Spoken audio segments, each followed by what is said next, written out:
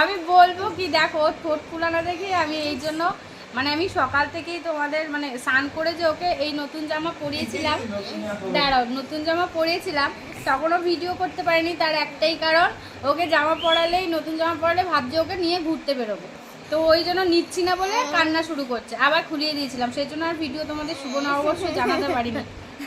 এখনও দেখো পড়ালাম যে শুভ নববর্ষটা জানিয়ে দিই তোমাদের সবাইকে, আমার মিষ্টি পরিবারকে, তাই না বাবা?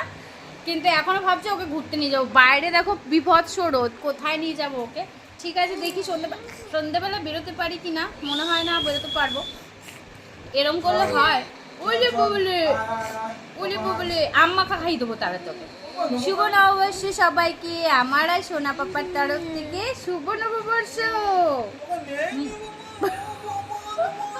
এই মার খাবে কিন্তু, দেখেছো আরো ওকে রাগাচ্ছে। এই আম্মা খাটা দেখিয়ে দিই, তাড়াতাড়ি দাও তো, তারপর ওকে নিয়ে তুমি বাইরে দাঁড়াও। এই দেখো আম্মা খা, কে কে খেতে ভালোবাসো, দারুণ দারুণ, জাস্ট দারুণ হয়েছে। তোমাদের একটু আমি খেয়ে দেখাই আগে। আরে ওইভাবে না, এমনি তুললেই চলে আসে। দেখো আমি খেয়ে দেখাই। ও তোমাকে না নিয়ে চলে গেছে, হেভি হেভি তোমাকে না নিয়ে কিনে এনেছে। আমার সোনার বাবা কিন্তু ঠোঁট ফুলাচ্ছে, সোনার বাবা রেগে গেছে। এখন ওকে নতুন জামা পরিয়েছো মানে এবার ঘুরতে নিয়ে চলো।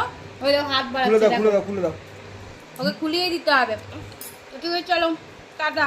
কি করি বলো তো, তোমরাই বলে দাও এর উপায়টা, সেই বুঝেই আমরা চলবো। ঠিক আছে তোমরা উপায়টা বলো। কার্তিক তুমি আরো কাঁদাচ্ছ কিন্তু, দেখছো ইচ্ছা করে করে ওকে রাগাচ্ছে। তোমাকে নেয়নি, তোমাকে ও সোনাকে নেয়নি রে, ও নেয়নি বাবাকে। এবার বুঝতে পেরেছে। ঠিক আছে চলো টাটা।